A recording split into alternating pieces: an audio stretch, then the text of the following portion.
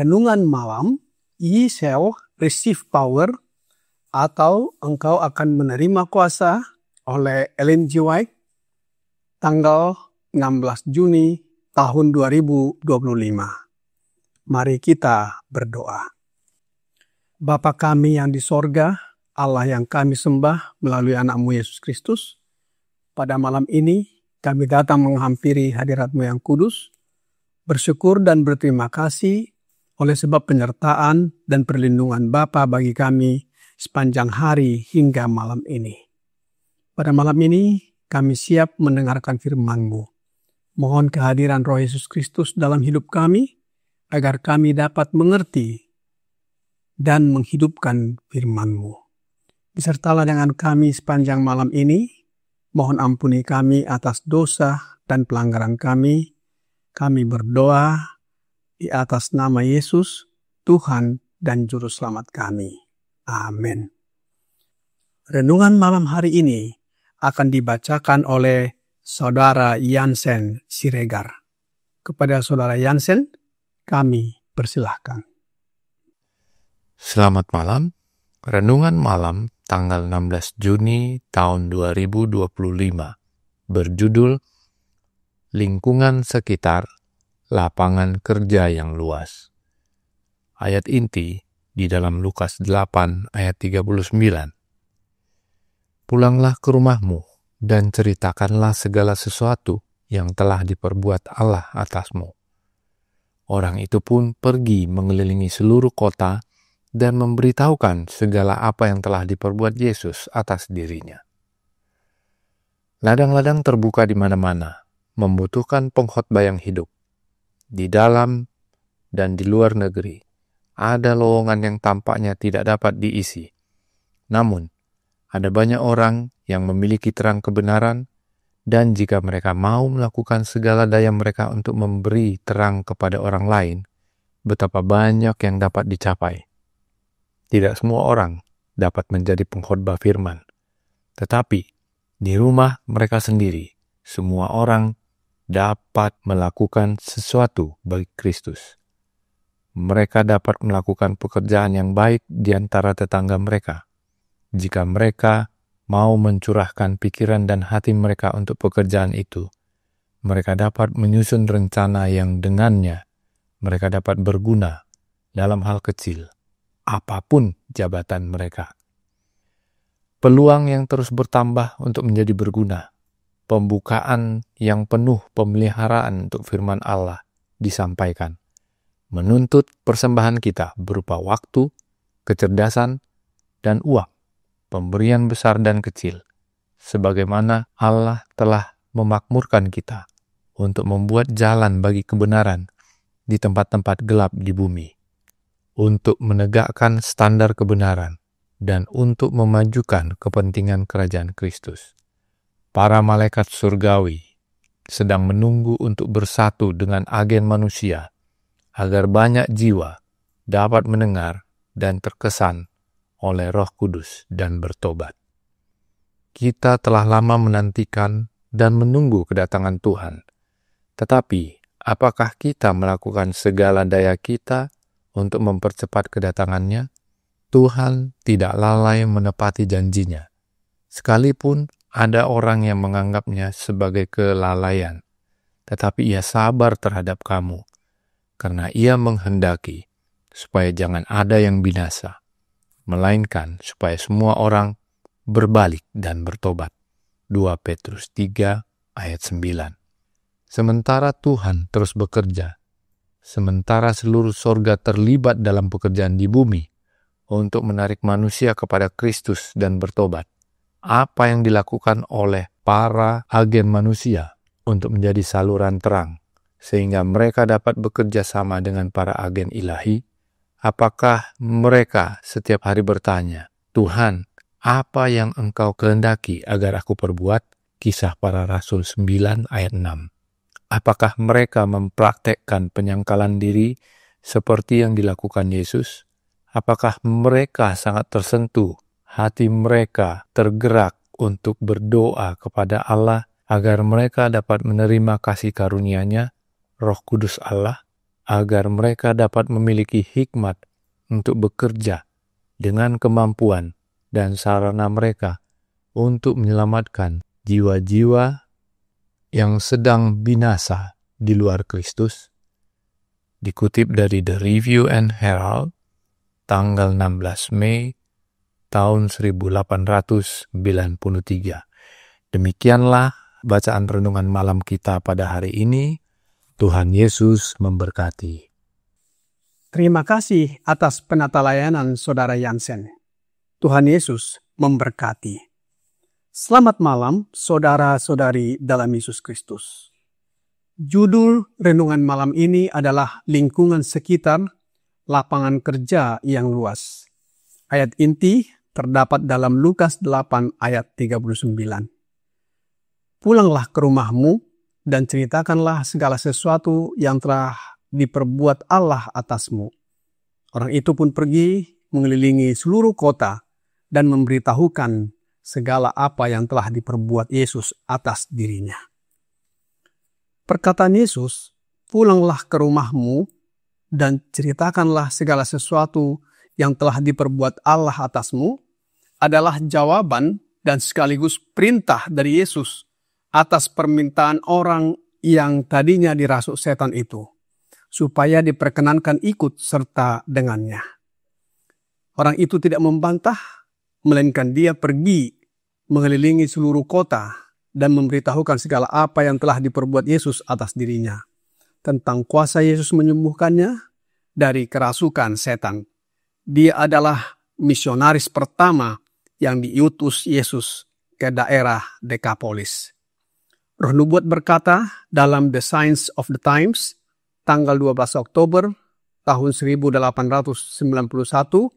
paragraf 3. Misionaris pertama yang diutus Yesus ke daerah Dekapolis adalah orang yang daripadanya pasukan setan diusirnya. Orang ini memberikan bukti dalam dirinya sendiri bahwa Yesus adalah Mesias yang benar. Ia menceritakan pengalamannya sendiri, menceritakan betapa besar hal-hal yang telah dilakukan Allah baginya, dan dengan demikian jalan pun dipersiapkan untuk pekabaran kebenaran dari bibir Yesus sendiri. Orang yang dibebaskan Yesus dan merdeka dari jerat setan menjadi misionaris. Hatinya dipenuhi sukacita dan tergerak untuk menceritakan pengalamannya tentang apa yang Yesus lakukan bagi dia. Bagaimana dengan kita? Lebih lanjut, Roh Nubuat berkata di dalam buku Kerinduan Segala Zaman, halaman 340, paragraf 1. Tidak satu pun khotbah dari bibirnya pernah sampai ke telinga mereka. Mereka tidak dapat mengajar orang banyak seperti yang dapat dilakukan oleh para murid yang setiap hari bersama Kristus. Namun, mereka membawa bukti dalam diri mereka sendiri bahwa Yesus adalah Mesias. Mereka dapat menceritakan apa yang mereka ketahui, apa yang mereka sendiri telah lihat, dengar, dan rasakan tentang kuasa Kristus. Inilah yang dapat dilakukan setiap orang yang hatinya telah tersentuh oleh kasih karunia Allah. Sebagai saksi bagi Kristus, kita harus menceritakan apa yang kita ketahui, apa yang telah kita lihat, dengar, dan rasakan sendiri. Jika kita telah mengikuti Yesus langkah demi langkah, kita akan memiliki sesuatu yang tepat untuk diceritakan mengenai cara Dia menuntun kita. Kita dapat menceritakan bagaimana kita telah menguji janjinya dan menemukan janji itu benar. Kita dapat memberikan kesaksian tentang apa yang telah kita ketahui tentang kasih karunia Kristus. Inilah kesaksian yang Tuhan kita minta daripada kita. Dan karena tidak adanya kesaksian itulah dunia ini binasa. Dalam renungan malam ini, Ye shall receive power, halaman 176, paragraf kedua, berkata, namun ada banyak orang yang memiliki terang kebenaran, dan jika mereka mau melakukan segala daya mereka untuk memberi terang kepada orang lain, betapa banyak yang dapat dicapai. Tidak semua orang dapat menjadi pengkhotbah firman, tetapi di rumah mereka sendiri semua orang dapat melakukan sesuatu bagi Kristus. Mereka dapat melakukan pekerjaan yang baik di antara tetangga mereka. Jika mereka mau mencurahkan pikiran dan hati mereka untuk pekerjaan itu, mereka dapat menyusun rencana yang dengannya mereka dapat berguna dalam hal kecil, apapun jabatan mereka. Ladang-ladang terbuka di mana-mana, membutuhkan pekabar dan saksi-saksi yang hidup, baik yang dimulai dari rumah, keluarga, sahabat, tetangga, lingkungan sekitar, dan ke seluruh pelosok negeri. Para malaikat surgawi sedang menunggu untuk bersatu dengan agen manusia atau dengan kita, agar banyak jiwa dapat mendengar dan terkesan oleh Roh Kudus dan bertobat. Apakah ada hubungan antara mengabarkan Injil di lingkungan sekitar kita dengan kedatangan Yesus yang kedua kali? Sudah tentu. Mari kita buka renungan malam ini di dalam Ye Shall Receive Power, halaman 176, paragraf kedua berkata, kita telah lama menantikan dan menunggu kedatangan Tuhan, tetapi apakah kita melakukan segala daya kita untuk mempercepat kedatangannya? Tuhan tidak lalai menepati janjinya. Sekalipun ada orang yang menganggapnya sebagai kelalaian, tetapi ia sabar terhadap kamu, karena ia menghendaki supaya jangan ada yang binasa, melainkan supaya semua orang berbalik dan bertobat. 2 Petrus 3 ayat 9. Sementara Tuhan terus bekerja, sementara seluruh sorga terlibat dalam pekerjaan di bumi untuk menarik manusia kepada Kristus dan bertobat, apa yang dilakukan oleh para agen manusia untuk menjadi saluran terang, sehingga mereka dapat bekerja sama dengan para agen ilahi? Selanjutnya, apakah mereka setiap hari bertanya, Tuhan, apa yang Engkau kehendaki agar aku perbuat? Kisah Para Rasul 9 ayat 6. Apakah mereka mempraktikkan penyangkalan diri seperti yang dilakukan Yesus? Apakah mereka sangat tersentuh? Hati mereka tergerak untuk berdoa kepada Allah agar mereka dapat menerima kasih karunia-Nya, Roh Kudus Allah, agar mereka dapat memiliki hikmat untuk bekerja dengan kemampuan dan sarana mereka untuk menyelamatkan jiwa-jiwa yang sedang binasa di luar Kristus? Mengapa kita begitu lemah? Sedangkan kuasa disediakan bagi kita. Yesus sudah berjanji ketika dia naik ke surga akan memberikan penghibur atau penolong yang lain, sebagaimana terdapat dalam Yohanes 14 ayat 16. Aku akan minta kepada Bapa, dan ia akan memberikan kepadamu seorang penolong yang lain, supaya ia menyertai kamu selama-lamanya. Apakah kita sebagai pembaca firman Tuhan ini salah mengerti siapa penolong atau penghibur yang lain ini, sehingga kita lemah? Roh Nubuat berkata di dalam The Review and Herald tanggal 26 Agustus 1890 paragraf 10. Alasan mengapa gereja-gereja yang lemah dan sakit dan siap untuk mati adalah bahwa musuh telah membawa pengaruh yang bersifat mengecilkan untuk menanggung atas jiwa-jiwa yang gemetar. Dia telah berusaha menutup Yesus dari pandangan mereka sebagai penghibur, sebagai salah satu yang menegur, yang memperingatkan, yang mengingatkan mereka, mengatakan, ini adalah jalan, berjalanlah engkau di dalamnya. Saudara-saudari yang kekasih dalam Yesus, apa yang Yesus katakan mengenai penghibur atau comforter ini?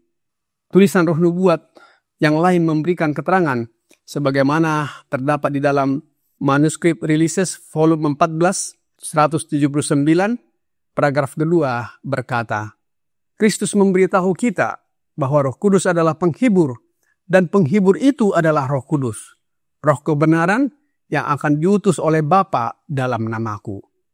Kalau penghibur itu adalah Roh Kudus, maka Roh Kudus itu siapa? Tulisan Roh Nubuat berikut ini memberikan kepada kita keterangan.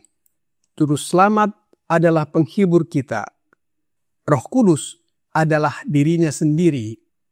Di sini kita lihat bahwa Yesus adalah penghibur, penolong, dan Yesus juga adalah Roh Kudus itu. Dia adalah kuasa yang memberikan kekuatan kepada kita untuk dapat bekerja dimanapun kita berada, membawa jiwa-jiwa untuk datang kepadanya, khususnya di lingkungan sekitar kita. Karena lingkungan sekitar kita adalah lapangan kerja yang luas bagi kita untuk dapat melakukan pekerjaan Tuhan. Kiranya renungan ini membawa pembaharuan dalam hidup kita. Mari kita berdoa. Bapa kami yang di sorga, kami bersyukur atas firman-Mu malam hari ini. Mohon karuniakan Roh Yesus dalam hidup kami, sehingga kami dapat melaksanakan pekerjaan, membawa jiwa-jiwa untuk datang dan bertobat kepada-Mu, serta mempersiapkan diri untuk menyambut kedatangan Yesus yang kedua kali. Kasihanilah kami ya Bapa orang berdosa ini. Mohon ampuni kami atas dosa pelanggaran yang kami perbuat. Kami persembahkan doa ini hanya melalui anak-Mu yang tunggal, Yesus Kristus, yang adalah Tuhan, penolong, penghibur, perantara, dan juru selamat kami. Amin.